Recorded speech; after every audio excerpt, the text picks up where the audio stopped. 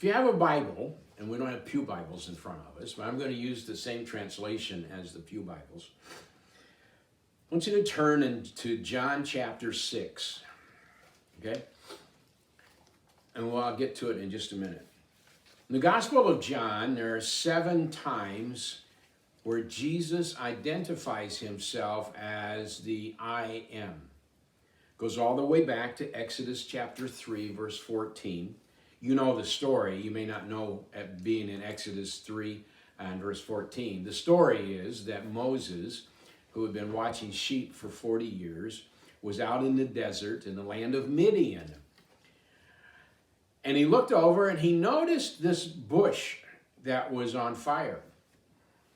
Now, it wasn't unusual for a bush to get so hot in the desert and so dry that it would just combust. That wasn't unusual. What was unusual was that this bush was burning, but it wasn't being consumed. It was just burning and burning and burning and burning and was no different than it was in the beginning. And so Moses was curious and he says, I think I'll go over there and see what's going on. And so he walks over to this bush that is burning without being burnt up. And as he gets close to this bush, this voice starts talking to him and calls his name. He says, Moses! Moses! Well, that got Moses' attention, okay? He wasn't used to people calling his name. All he had done for 40 years was watch sheep in the desert. And so now he gets to this bush, and here this bush is calling his name. And you know the story. They have this conversation, and God speaks to him through the bush, and he says, Moses, I want you to go back to Egypt because it's time for the people in Egypt, the Jews, to be released and to return to the promised land. Their time in Egypt is up. Well, Moses kind of argued, and if you read through Exodus chapter 3 and verse 4, it's an interesting discussion that God and Moses have. And ultimately, Moses says, well, who are you? And God answers him by saying in verse 14 of chapter 3, he says, I am that I am. I am who I am. I am the eternally self-existent God. In other words, I've always been. I don't need any help being, and I always will be. And embedded in that I am who I am is the promise that nor will I ever change. And so Moses has his marching orders. So now go forward with me about 1,450 years, okay? The Apostle John is writing and he's following after Jesus. And Jesus, in the course of his ministry, makes 7 statements about him being the I am. Now, we're going to talk about one of them this morning, but the other 7 statements, you've heard them before. Jesus says, I'm the light of the world. I'm the gate for the sheep. I'm the good shepherd. You've heard that one. I'm the resurrection and the life. And then he says one time, I am the way, the truth, and the life. And then in John 15, he says, I am the true vine. But the first one we're going to talk about today is in John chapter 6. And he says, I am the bread of life. So what happens in the first 14 chapters of John chapter 6 is that this large group of people are following after Jesus. Matter of fact, there's 5,000 men. We don't know how many women and children there were. A lot of speculation. It doesn't matter. Jesus fed them all. You know the story, okay? And so 5,000 men and their families, all Jewish men and their families, are following Jesus. They're listening to him, and they're hungry. Nothing wrong with that. They're hungry. And so Jesus says to the disciples, he says to Philip, he says, Philip, what are we going to do? And Philip says, I don't know. If we had all this money, we still couldn't buy enough. There's no place. There's no Casey's. There's no DoorDash. There's no Grubhub. There's nowhere we can call to get food. We don't even have a frozen pizza to fix for them. And so here, pretty soon, here comes Andrew, Andrew comes up and he says, hey, Jesus, I got this little guy with me. Now, for those of you that are in my class on Sunday mornings, there's a lot of speculation that the little guy that Andrew had with him was actually Mark, the writer of the Gospel of Mark. That his mama, and what we know about his mama packed a lunch for him. And so Andrew brings this little guy to Jesus, and somehow or other, I don't know if they arm wrestled for it or not, Andrew got the lunch away from this little guy. Now, he might have been 10, 12, 9, somewhere in there, okay? Probably wasn't too willing to give up his lunch because his mama probably told him to make sure you don't lose this because you're going to get hungry a little bit later and you're going to want this bread because I baked this bread for you this morning and I dried this fish for you over the last few days and you're going to get hungry. You're going to be happy you have this lunch. But somehow or other, Andrew got a hold of the lunch and gave the lunch to Jesus. Jesus took the lunch and he blessed it and then he began to break it. And I don't know where they got the baskets from, but all of a sudden the 12 disciples start passing out food. Jesus would break the bread, and as fast as he could break the bread, they'd fill a basket. Disciple would take the basket of bread out, then they'd break the fish, and they'd fill a basket. The disciple would take the fish out, and before long, all 5,000 men and their families had all they could eat. They were full. They were no longer hungry. And then what happens, this is the cool part to this miracle. I mean, the whole thing's cool. This is, if I could go back into the scriptures and watch anything that Jesus did, this one would have been it. I would have loved to see it because I'm sure the disciples were laughing. When they got over their astonishment and over their amazement, they were laughing at every time they go back with an empty basket. Jesus filled the basket and they went out and they fed all these people. And the disciples knew that all of this came from a little bit of bread and some fish from this little guy's lunch. I'm sure they had a hoot feeding those people. And so then when it was all done, Jesus gives every one of the disciples a basket and he says, now go out and collect the food that wasn't eaten. Every disciple came back with a basket full of food that wasn't eaten. They had 12 baskets of leftovers. That's a lot of leftovers, okay, all right? I don't know what they did with them. I have no idea. The scriptures don't tell us. But they had 12 baskets of leftovers. So Jesus dismisses the crowd. He tells the disciples to go on to another place. He dismisses the crowd. And then if you keep reading in chapter 6, there's a time where Jesus walks on some water. He goes to the disciples. There's a storm and they get it all solved. And then somehow or other, this crowd didn't go home, but they followed Jesus. And if you keep reading in chapter 6 of John, there's this phenomenal discussion of Jesus with these people. I don't know if they had elected leaders or who they were. Maybe it was Pharisees. I don't know. And so Jesus says, you know, the only reason you follow me is because your stomach's growling again. You're hungry. You want me to feed you again. That's the only benefit that you see in following me. And then Jesus says, but, and this is where it gets into the good stuff, in verse 35. In John chapter 6, verse 35, Jesus says to this crowd, I am, okay, Exodus 3:14, I am the bread of life. What a statement. Now, hang in there with me for just a couple of minutes because I'm going to give you a little history lesson here of the Jews. Bread was phenomenally important in the life of the Jews, okay? When the Jews were living in Egypt and it came time for them to leave, the last plague was the plague of death. And the way to avoid the plague of death was to take the blood of a lamb. Did you get that part? The blood of a lamb, take the blood of that lamb and wipe it over the doorpost of your house.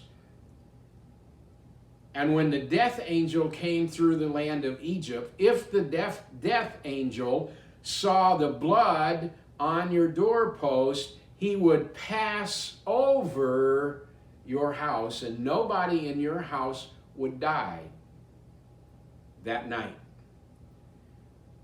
But if your house didn't have the blood on the sides and the top and the side of the door, if your house didn't have the blood, then the firstborn of your house would die.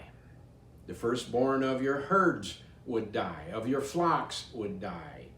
The firstborn was marked for death unless there was a blood covering over the door.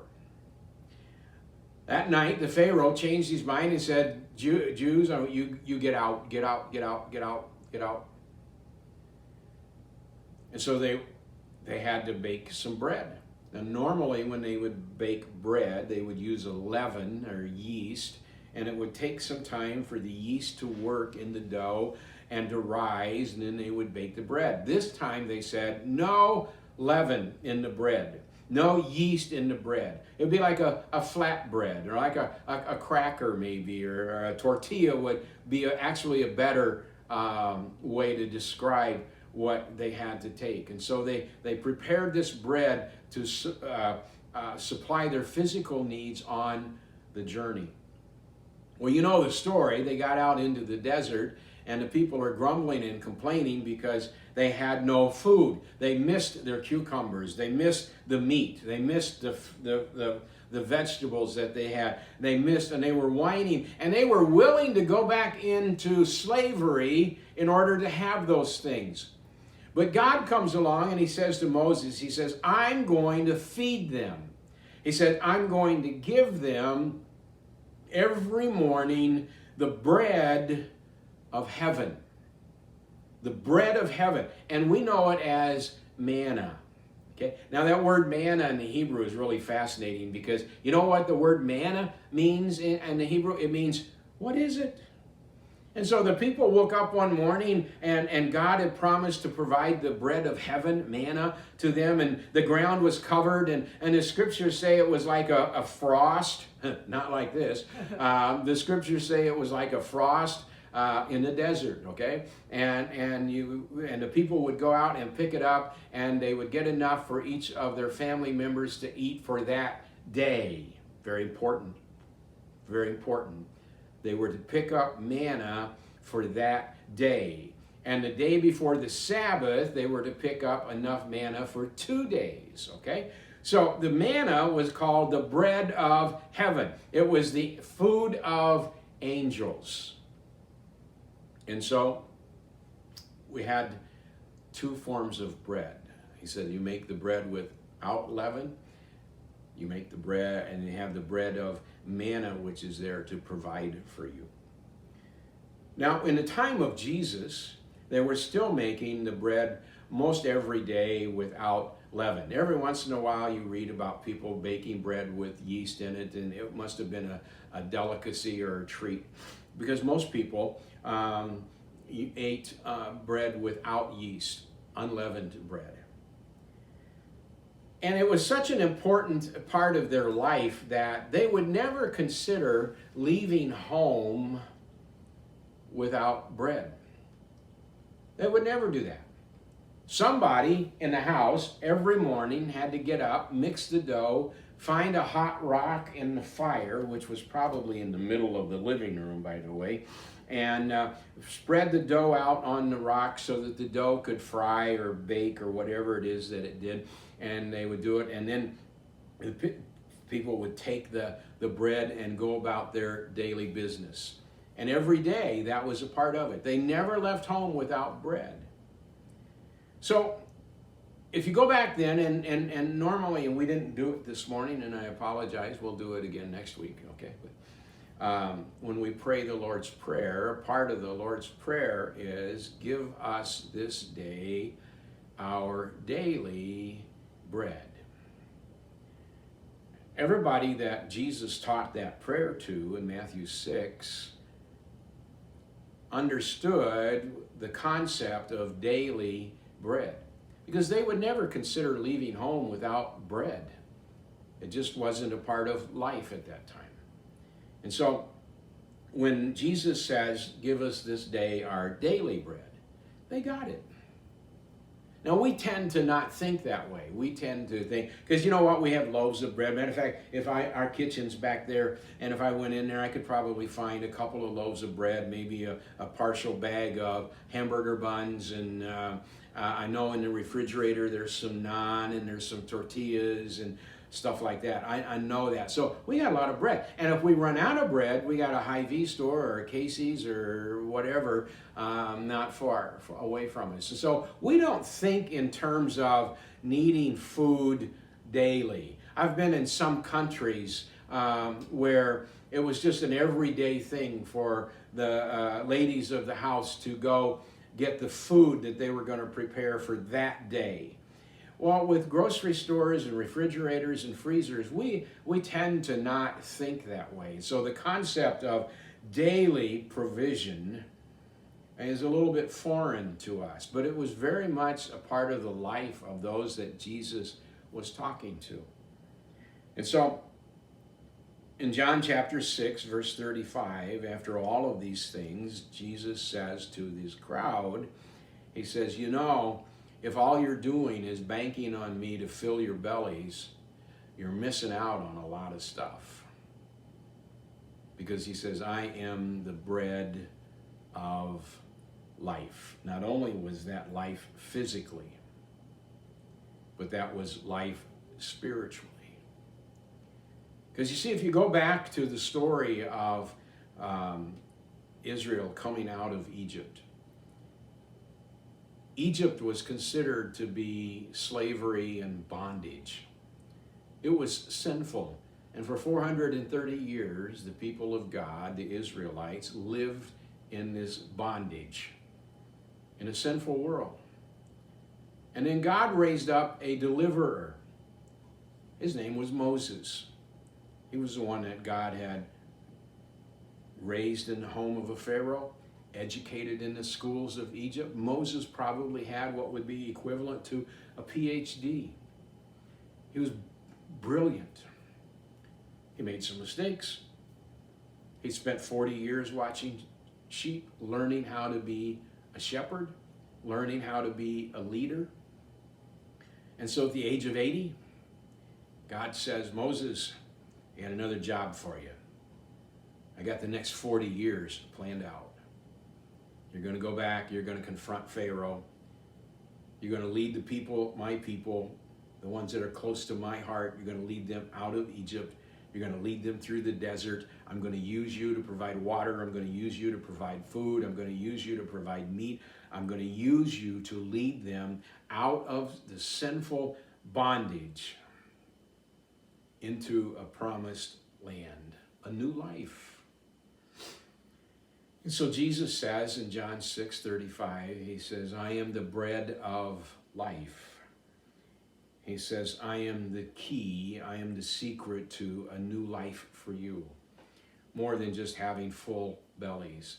I will bring meaning into your life. I will bring protection. I'll provide for you, but I'll also give you joy. I'll also give you hope. I'll also give you peace. And that peace, and we talked about this during the Advent series, that peace that God wanted to offer was not only the peace of God, and we can have peace in the midst of conflicts, but it was also peace with God, that I could be in a right relationship.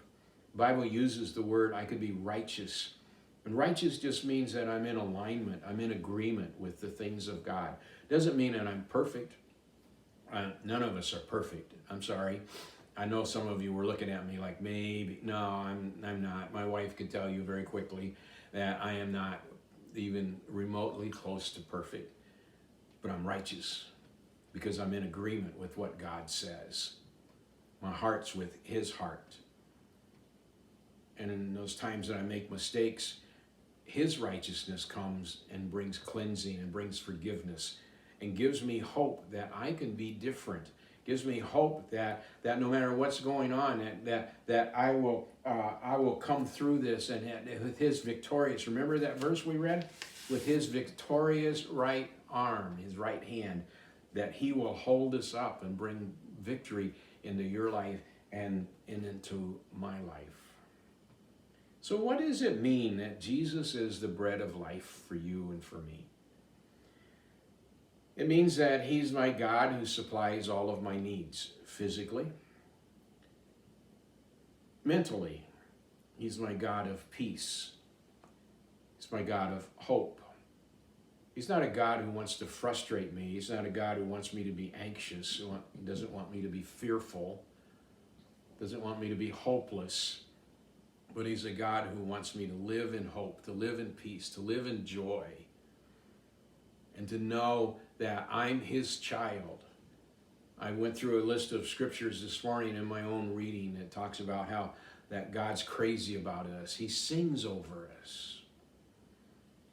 No matter how big the mess is, he looks at us and he says, you know, hang on to my victorious right hand, because I'm going to bring you through this. It could be physical, thinking in terms of Bob in the hospital, those that are wrestling with bronchitis, our friends that are battling cancer. It could be turmoil in our families. You know, those things happen. Sometimes where two or three are gathered together, there's some pretty major disagreements, okay? Sometimes there's powerful agreement, but sometimes there's disagreement that comes up. And God says, you know, I'll walk you through those times. I'll bring you through. I'll give you peace. I'll give you hope for a life that goes beyond what you can imagine. And here's the cool part. He says, I'll give you hope for a life here where I provide for you. But then he says, I'll give you hope for a life in eternity where you will be declared righteous and holy and victorious in all things. So when he says, I am, he says, I'm the God who will provide for you everything that you have need of. Not just your belly, but your peace of mind, the joy of the Lord, strength, wisdom. You know, maybe, let's just see where this goes. Somebody needs some help with something at your workplace. You have questions. You've been given a project or something that is just blowing your mind and you don't know an answer for it. The bread of life knows the answer. He's provided that bread. There's one more bread in the Old Testament that I want to mention to you. And again, it's found in Exodus. In the tabernacle that was built in the wilderness, there was a most holy place, which was where the Ark of the Covenant was kept. Then there was a holy place.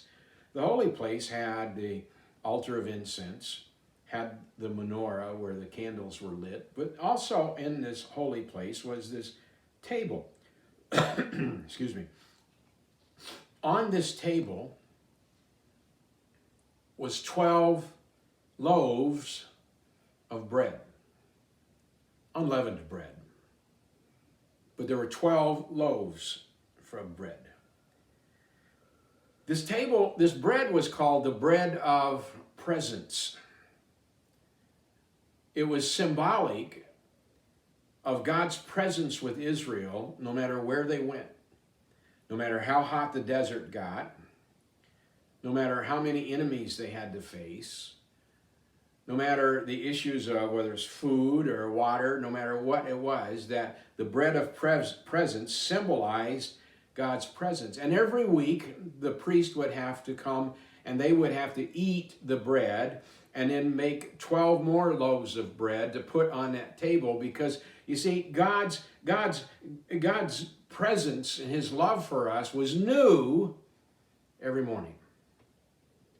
And his love for you is new every morning. His presence with you is like it's new every morning. He never leaves us, but it's like it's new every morning. He delights in us. There's great joy when he hears your voice or when he thinks about you, which is all the time. and he's promised to be the bread of life for you. What a great promise that is. Let's pray. So, Father, I just want to say thank you for each one that has listened today. I want to thank you most of all for the promise that you've made in the Gospel of John about being the bread of life for each and every one of us. Thank you for that. Thank you for the difference that you make in our lives, no matter what it is we're facing. And we'll always give you praise, and we'll always give you thanks for your great faithfulness to us. We pray that in the name of Jesus.